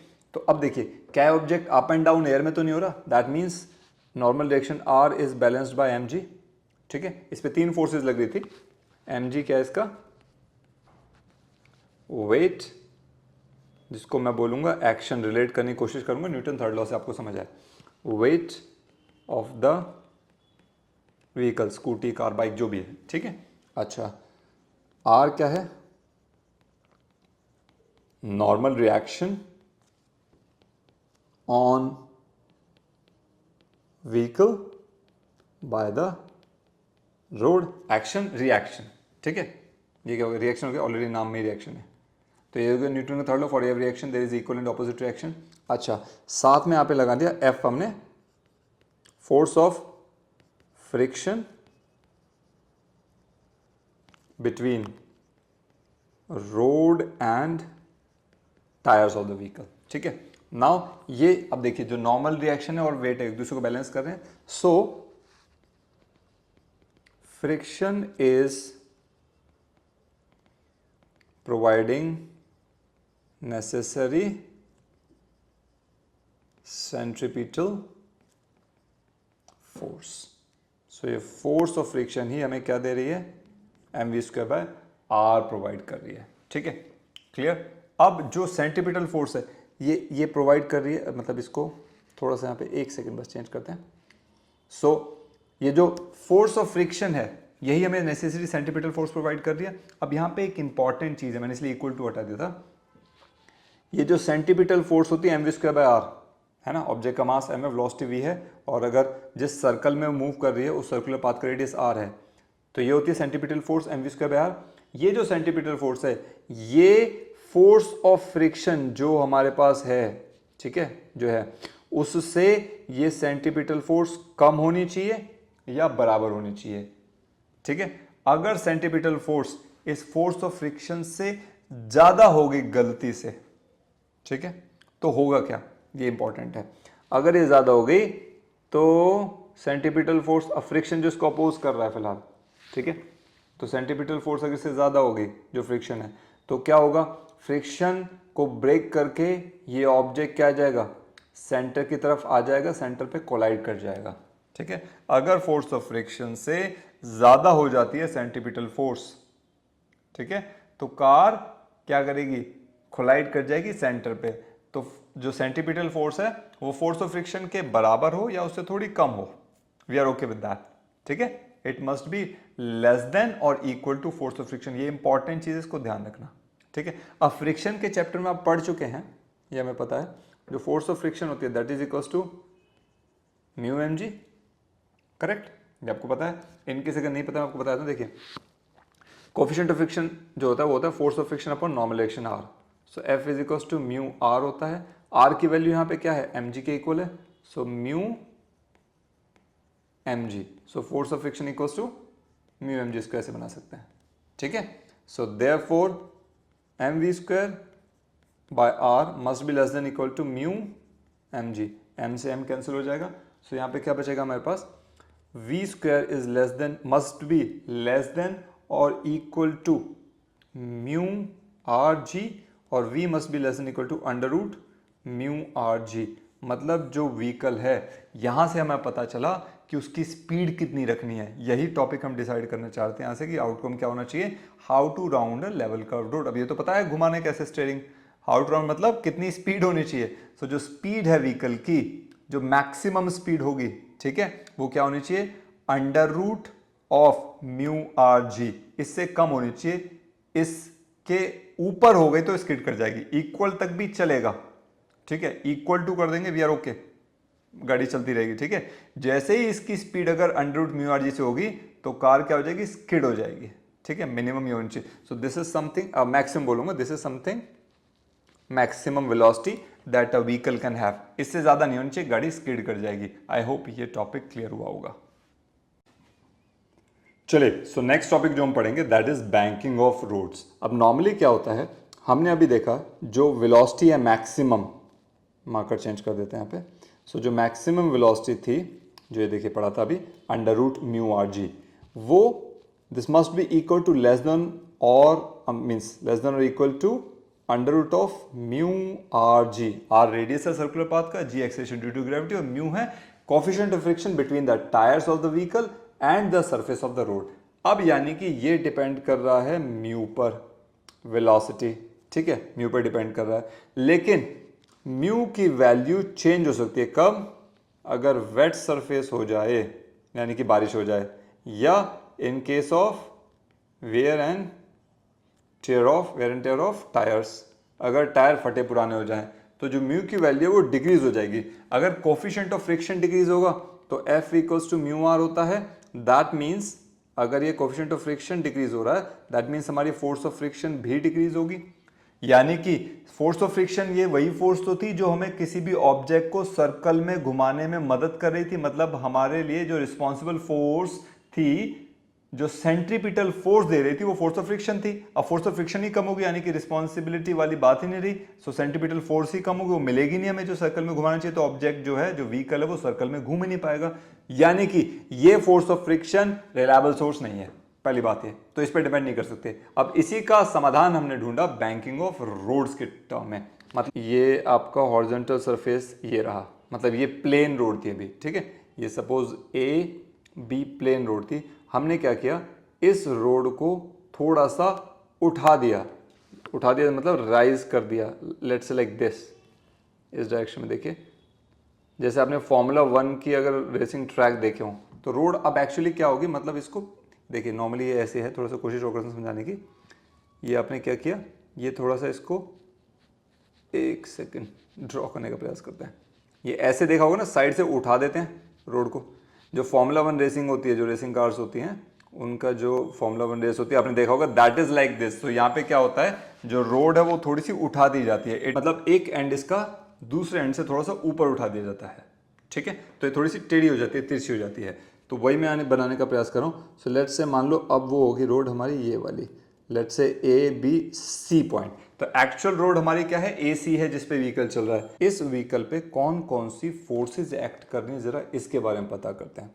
तो मैं इन फोर्सेस को ड्रॉ करता हूँ यहाँ से। सो ये एंगल सपोज कर लो थीटा था, जिससे हमने इसको बैंक को रेज किया, आउटर मतलब जिससे हमने रोड को रेज किया, आउटर एज को रेज किया, जो बाहरी किनारा था उसको उठा दिया थीटा एंगल से। सो नाउ एक तो इस पे अपना वेट इसका एक्ट करेगा, that is downward, M G downward direction में एक्ट कर रहा है, ठीक है। एक इस पे नॉर्मल रिएक्शन एक्ट करेगा perpendicular to the surface of the road, normal reaction R act करेगा। अच्छा, दूसरा इस पे एक फोर्स ऑफ फ्रिक्शन एक्ट कर रही है, that is along the road, force of friction यहाँ पे लिख दिया, ये फोर्स ऑफ फ्रिक्शन एक्ट कर रही है। तो ये तीन फोर्सेस इस पे अभी एक्ट कर रही हैं, ठीक है। अब देखते हैं कौन कौन सी फोर्स किस एक दूसरे को बैलेंस कर पा रही है, नहीं कर पा रही है ना। सो सबसे पहले हम क्या करेंगे, mg को, mg स्ट्रेट है हमारा, तो r को रिजॉल्व करना पड़ेगा। So let's do this thing. ये इस डायरेक्शन में अगर ये थीटा है तो ये भी थीटा होगा, ठीक। और ये हॉरिजॉन्टल डायरेक्शन मान लिया, work on to this one. तो ये हो जाएगा r cos थीटा और हो जाएगा r sin थीटा। हमने r को रिजॉल्व कर लिया। अब सिमिलरली f को भी रिजॉल्व हमें करना पड़ेगा। अगर f को रिजॉल्व करते हैं, ये रहा, ठीक है। अच्छा, ये थीटा है तो हमारा ये एंगल भी थीटा होगा, पैरेलल, और ये कॉरस्पॉन्डिंग एंगल हो जाएंगे, ठीक है। अब मैं f को रिजॉल्व करूंगा तो एक तो f इधर चला जाएगा, ये हो जाएगा f, दोबारा बनाते हैं इसको, this will become sign component, ये हो जाएगा f साइन थीटा, और दूसरा f हमारा जाएगा इस डायरेक्शन में ही, ये हो जाएगा f cos थीटा। अब देखिए इक्वेशन ये सारी बैलेंस हो गई, मतलब फोर्सेस एक दूसरे को बैलेंस कर रहे हैं। कैसे, देखिए जो अपवर्ड डायरेक्शन में फोर्स है वो है r cos थीटा। डायग्राम को वापस शेप में लाते हैं, यस। अब देखिए यहाँ पे मार्कर यूज कर लेता हूँ, इसको मैं चेंज करके ओवर हियर समझाता हूँ। जो अपवर्ड डायरेक्शन में फोर्स है वो r cos थीटा है, और डाउनवर्ड डायरेक्शन में f sin theta plus mg, दो फोर्सेस हैं। तो ये दोनों एक दूसरे को बैलेंस कर रही है, इक्विलिब्रियम में है ना। फ्री बॉडी डायग्राम अगर बनाएंगे तो r cos theta is equals to mg plus f sin theta, ठीक है। और दूसरा फोर्स है हमारा, आप ये देखिए मैं फिर से लेजर यूज करता हूँ, f cos थीटा और r sin थीटा ऐड होकर के सेंटर की तरफ लग रही है, मतलब यही वो फोर्सेस हैं जो necessary centripetal force mv square by r हमें दे रही है ना, necessary centripetal force for an object to move in a circle. तो हम ये कह सकते हैं कि r sin theta plus f cos theta gives you mv square by r, ठीक है। अब इन दोनों को सॉल्व करते हैं। तो यहां पे देखिए f can be written as mu into r, है ना, f की वैल्यू होती है म्यू इंटू r। सो यहां पे वैल्यूज पुट करते हैं दोनों साइड में। So this becomes r cos theta equals to mg plus mu r into sine theta.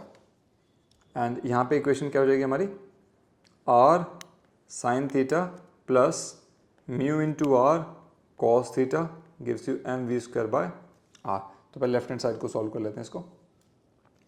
This becomes r cos theta minus mu r sine theta is equals to mg।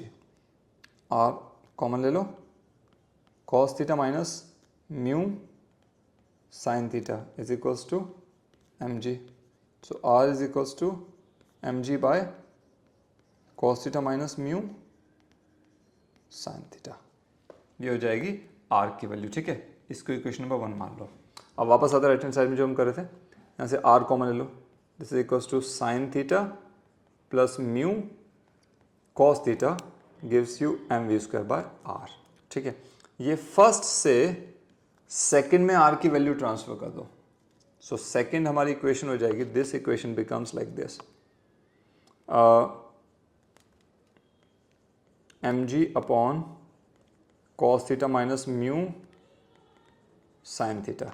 ये r की value as it is मैंने यहाँ पे put कर दी, into sine theta plus mu cos theta divided by, इसमें divide नहीं आएगा, equals to M we square by r. इसको थोड़ा सा रीअरेंज करेंगे, एम से एम कैंसिल हो जाएगा। सो नई इक्वेशन जो हमारी आएगी ओवरऑल इन दोनों को कंबाइन करके, that is equals to g sine theta plus mu cos theta divided by cos theta minus mu sine theta equals to v square by r. ठीक है, तो यहाँ से v square is equals to R G into sine theta plus mu cos theta divided by cos theta minus mu sine theta. इन दोनों को cos theta से divide कर दो, न्यूमरेटर डिनोमिनेटर को। So dividing numerator and denominator by cos theta, V square is equals to are G, ये क्या हो जाएगा, sine theta by cos theta plus mu cos theta by cos theta, दोनों को डिवाइड कर दिया, डिवाइडेड बाय डिनोमिनेटर में भी ऐसे ही करेंगे, cos theta by cos theta minus mu sine theta by cos theta. Now V square equals to are G, ये हो जाएगा tan theta minus mu divided by 1 minus mu tan theta, और v is equals to under root of R ji into tan theta minus mu divided by 1 minus mu tan theta.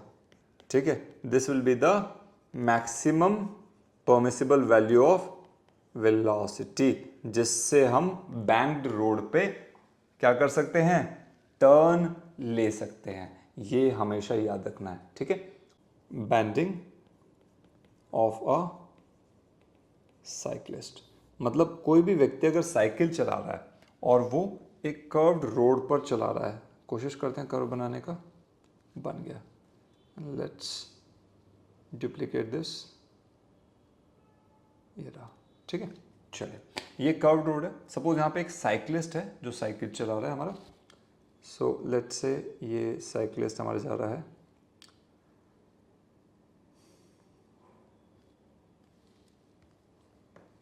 यहाँ पर let's say cyclist है, straight हम बनाते, ठीक है, straight जा रहा है, let's say this is your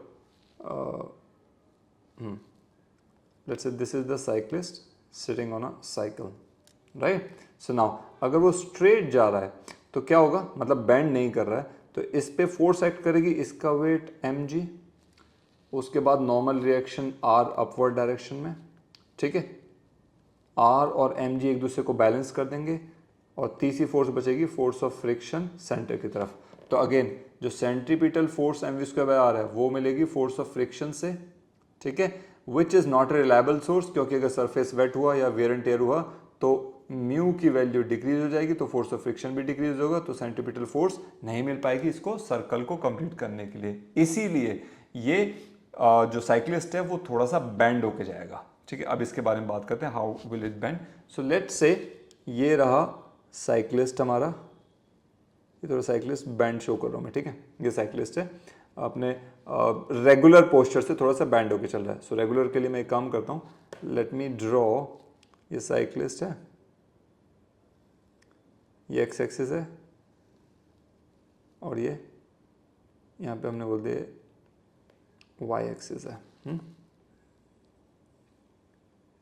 ये एक्स एक्सिस दोनों डायरेक्शन जा रहा है, ठीक है, लेट्स से, और ये साइक्लिस्ट का एक्सिस मान लीजिए वो बैंड हुआ है जो इन this direction, let's say cyclist vertical के साथ थीटा एंगल पे बैंड हुआ है, ठीक है। अब यहाँ पे ज़रा अलग अलग जो इस पर फोर्स लग रही है उसके बारे में बात करते हैं।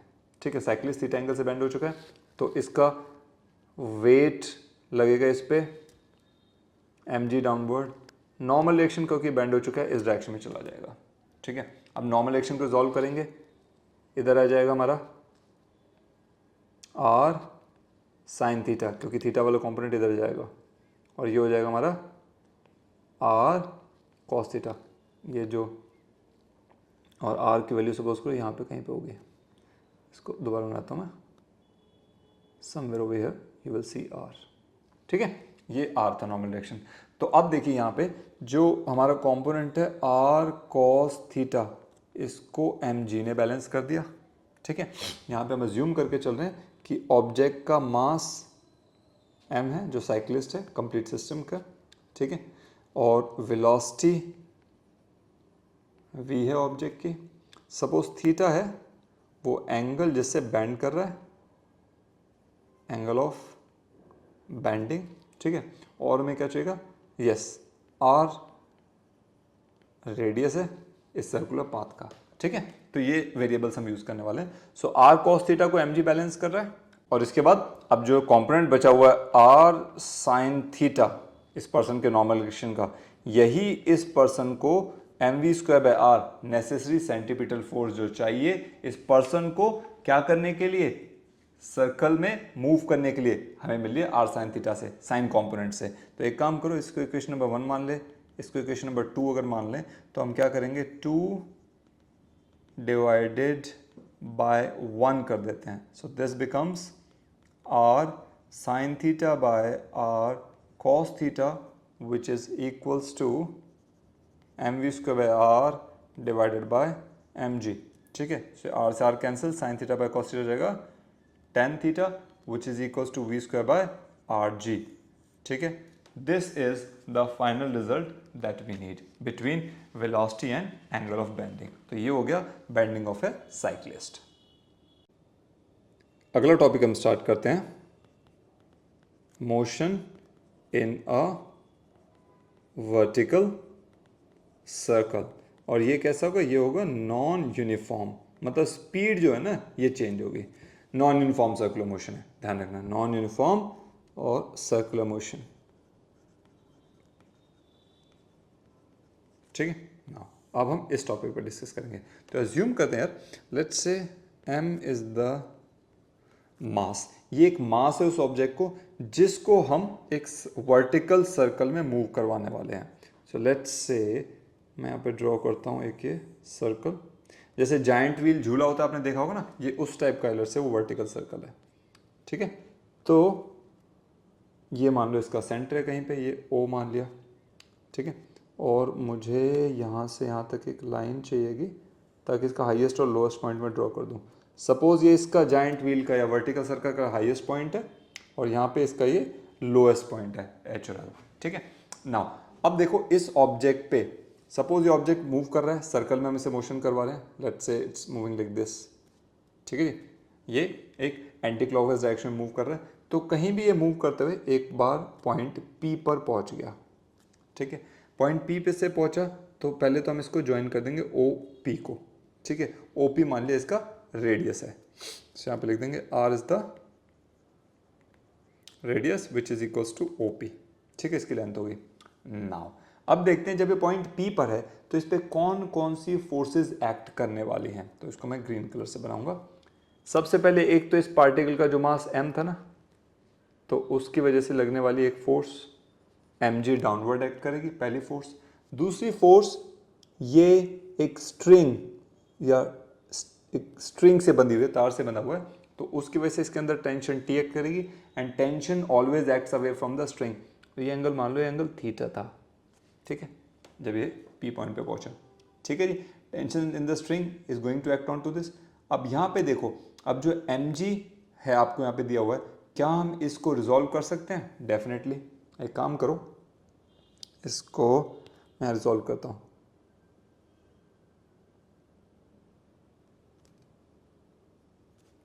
ये हो जाएगा mg। देखिए ये थीटा है तो जाहिर सी बात ये एंगल भी थीटा होगा, तो हो जाएगा mg cos थीटा। ठीक है, और दूसरा कॉम्पोनेंट इसका क्या आ जाएगा, इसके along tangential along this way is the mg sign theta. ये हमने रिजॉल्व कर दिया, ठीक है। सो ये फोर्सेज होगी। अब अगर हम इसका फ्री बॉडी डायग्राम देखें, या उससे पहले अगर हम अज्यूम करें कि जो पॉइंट P है यहाँ पर नेट फोर्स कितनी लग रही है और किस डायरेक्शन में लगी, तो जाहिर सी बात देखिए इसने सर्कल में मूव करना है, तो जाहिर सी बात है सर्कल में मूव करने के लिए इसे एक सेंटीपिटल फोर्स चाहिए टुवर्ड्स द सेंटर। वो सेंटीपिटल फोर्स मिलेगी कहाँ से, टेंशन T और mg cos थीटा के कॉम्बिनेशन से मिलने वाली। अब दोनों ऑपोजिट डायरेक्शन में, तो हम ये कह सकते हैं जो नेसेसरी सेंटीपिटल फोर्स है mv²/r, P पॉइंट की बात कर रहा हूँ, वो हमें मिलेगी T tension T minus mg cos theta. यहाँ से T की वैल्यू अगर निकालना चाहें आप, so that becomes mg cos theta plus mv²/r। इसको हम इक्वेशन नंबर 1 मान लेंगे। मतलब ये वो टेंशन है जो P पॉइंट पे स्ट्रिंग के अंदर होगी। अब देखिए इस टेंशन की मिनिमम वैल्यू कहाँ पे होगी, जब ये चलते जा रही है मिनिमम वैल्यू मिलेगी यहाँ पर हाईएस्ट पॉइंट पे आ जाएगी, ठीक है। उस टाइम पे मिनिमम वैल्यू होगी। ये कैसे होगी, let me prove it to you, ठीक है।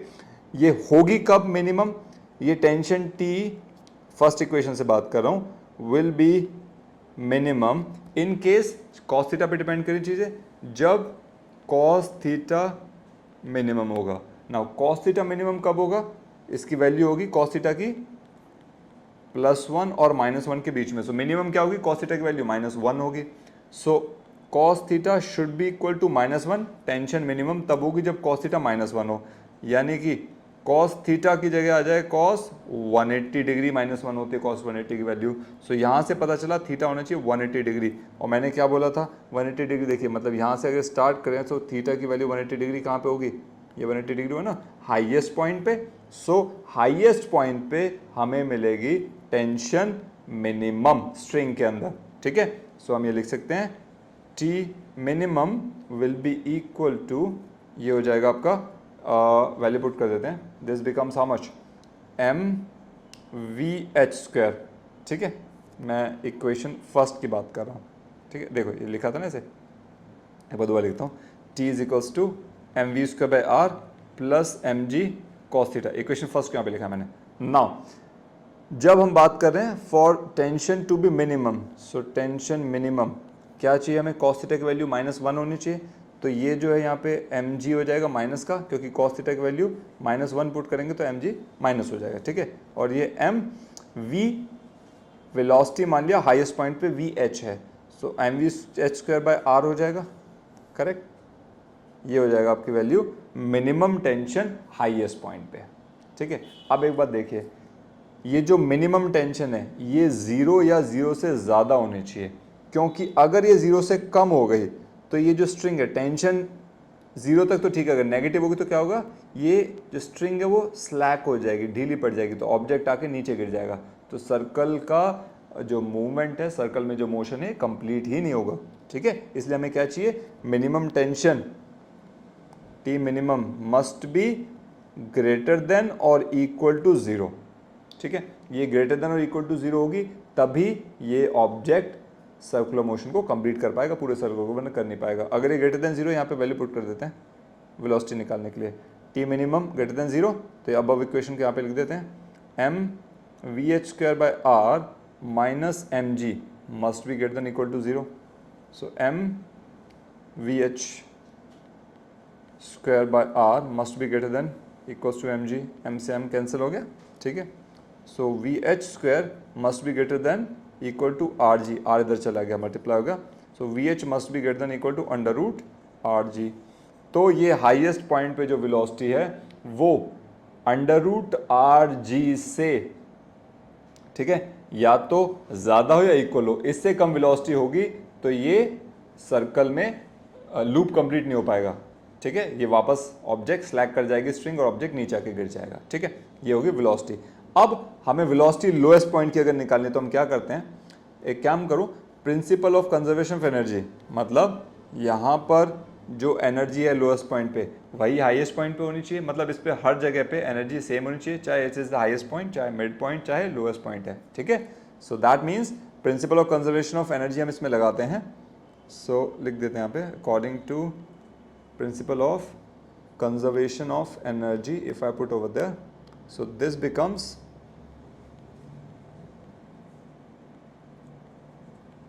Energy at L must be equals to energy at H, मतलब लोएस्ट पॉइंट पे जो एनर्जी है वही हाईएस्ट पॉइंट पे होनी चाहिए।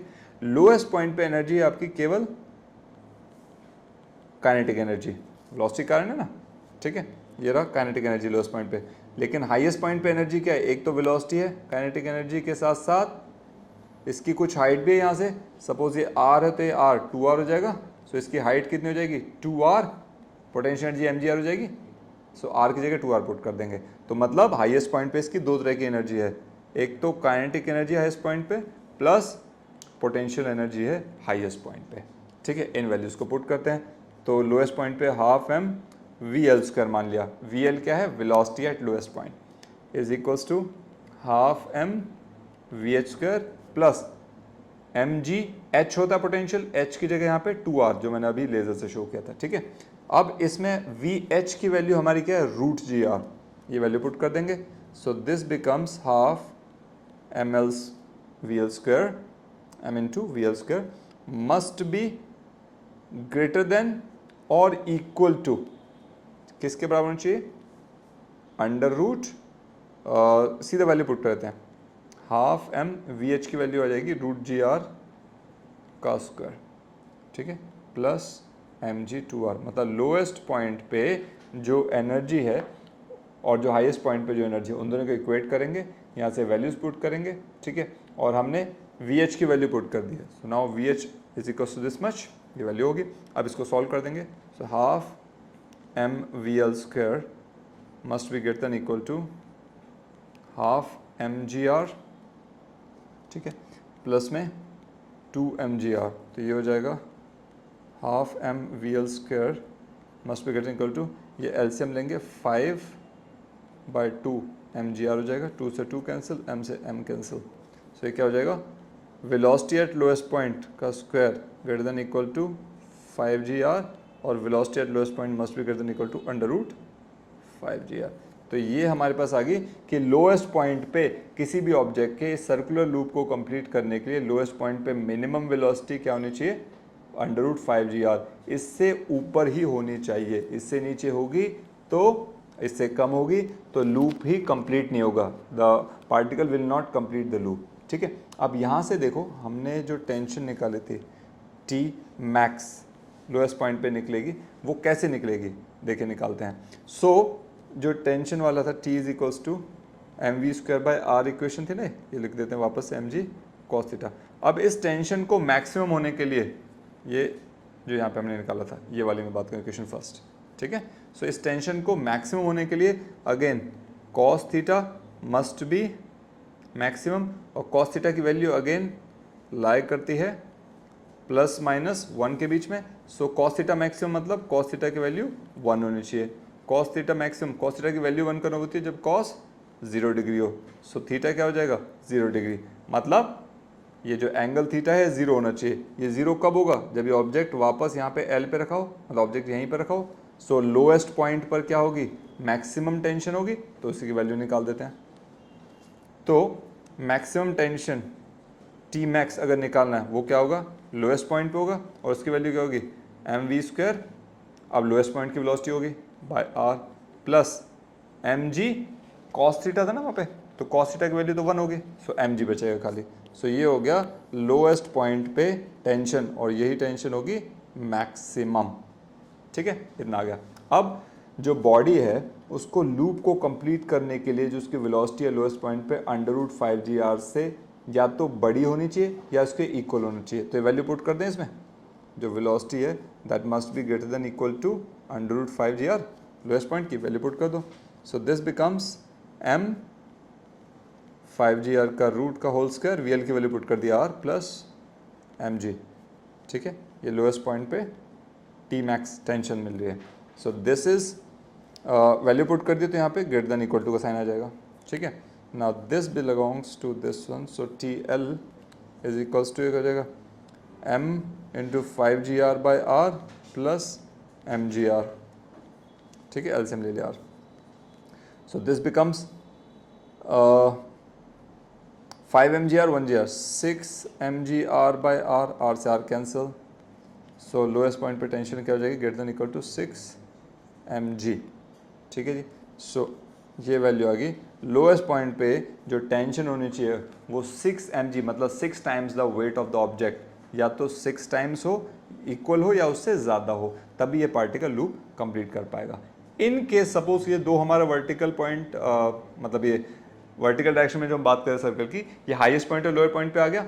अब एक काम करते हैं, यहाँ पे एक और पॉइंट लिया m। सपोज करो जब ये मोशन में था पार्टिकल, तो मूव करते हुए सर्कल में वो m पॉइंट पे पहुंच गया, ठीक है। सो m पॉइंट पे इसकी वेलोसिटी हमें इस डायरेक्शन में लेगी, let's say velocity at m मान लिया, ठीक है। हाईएस्ट पॉइंट पे वेलोसिटी हमने वेलोसिटी vh मान ली, और लोएस्ट पॉइंट पे वेलोसिटी हमने वेलोसिटी vl कंसीडर की थी, ठीक है। That's what we have done. So now highest point पे जो वेलोसिटी है इसकी हम जरा बात करते हैं। यहाँ पे टेंशन क्या होगी और यहाँ पे वेलोसिटी होगी, इसकी बात करेंगे, ठीक है। So let's focus on to this now. जब ये ऑब्जेक्ट m पॉइंट पे चला जाएगा तो एट m मतलब मिडल पे या सेंटर पे बात करें, थीटा की वैल्यू क्या हो जाएगी 90 डिग्री। देखिए this theta becomes how much, ये थीटा 90 डिग्री हो जाएगा, है ना। This becomes 90 degree, I am talking about this entire angle, alright. So ये थीटा 90 डिग्री हो गया। अब ये वैल्यूज यहाँ पे पुट करते हैं। Total energy at m must be equal to total energy at L। Now putting these values, m पे टोटल एनर्जी क्या होगी, हाफ इनटू मास। m की टोटल एनर्जी है काइनेटिक प्लस, मैं लिख देता चलिए, m पे टोटल एनर्जी क्या होगी, kinetic energy m plus potential energy at m, और L पे तो अगेन काइनेटिक एनर्जी है, केवल पोटेंशियल है नहीं। So now kinetic energy m पे क्या है, half m velocity of object at point m। अच्छा ओके, आई थिंक इसकी बैटरी कम हो रही है, will work on to this, no worries. Half m v m square plus potential energy क्या हो जाएगी mg इंटू हाइट। हाइट देखिए इसकी, हाइट ये कितनी है, दिस इज द हाइट, ये हाइट है ना m की, ये किसके r के बराबर है, रेडियस के बराबर। सो mg h की जगह mg r आ जाएगा, I put it over there, mg r this is equal to half m velocity at L का होल स्क्वायर, ये काइनेटिक एनर्जी, ठीक है। सो यहाँ से आप सॉल्व कर सकते हो इसको, half m vm square is equals to half m vl square minus mgr, ठीक है। अब ये देखिए यहाँ पे अभी vl की वैल्यू हमने निकाली थी, वेलोसिटी एट लोएस्ट पॉइंट क्या थी, greater than equal to under root 5gr, ये वैल्यू पुट कर दें यहाँ पे। So half m vm square is equals to half m VL में ना 5gr की वैल्यू पुट करेंगे अंडर रूट, सो स्क्वायर से रूट कट जाएगा, सीधा 5gr पुट कर देते हैं, 5gr minus mgr, this becomes 5mgr minus 2mgr by 2 half m vm square, ये 2 से 2 कट गया, और ये देखो m कॉमन लेके दोनों साइड से कट जाएगा। सो vm स्क्वायर इक्वल्स टू कितना होगा, 5 माइनस 2 3gr, और vm क्या हो जाएगा अंडर रूट, तो ये इक्वल टू नहीं होगा, ग्रेटर देन इक्वल टू होगा, वैल्यू पुट कर दी ना हमने। So greater than equal to root 3gr, ये वेलोसिटी एट पॉइंट m हो जाएगा, ठीक है। जब ये वेलोसिटी मिलेगी सो ये वैल्यूज पुट कर दो वापस से, जो टेंशन वाली इक्वेशन थी, ठीक है। सो टेंशन एट m क्या हो जाएगी, ये रही टेंशन की equation, mv square by r plus mg cos theta. So ये हो जाएगा m vm square by r plus, अब ये तो कॉस थीटा जीरो हो गया क्योंकि कॉस थीटा की वैल्यू 90 डिग्री है, तो कॉस 90 जीरो, सो पूरा जीरो हो जाएगा। सो खाली ये बचेगा m vm square by r। अब m vm की वैल्यू ये रही रूट 3gr, इसका स्क्वायर तो क्या बचेगा 3gr बाय r, r से r कट गया, सो 3mg। सो टेंशन क्या हो जाएगी इस पॉइंट पे 3mg।